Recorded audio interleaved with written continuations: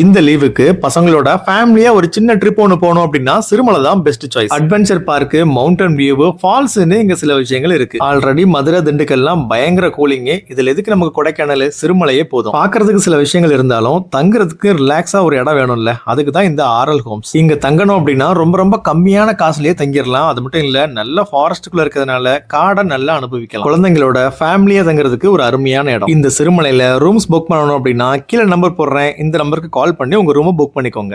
முடவாட்டுக்கால் soup குடிச்சிருக்கீங்களா? தமிழ்நாட்டிலேயே நம்ம திண்டுக்கல் சிறுமலையில தாங்க இது கிடைக்குது. 10 ரூபாய் தாங்க சூப்பு. டேஸ்ட் அல்டிமேட்டா இருக்கு. சுகருக்கு ரொம்ப நல்லது. நம்மளோட எலும்பல் ரொம்ப பலமாக்கும்னு சொல்றாங்க. இதுதான் அந்த கிழங்கு. சிறுமலைக்கு ஃபேமிலியா ஒரு பைக் ட்ரிப் ஒன்று போட்டிருந்தேன்.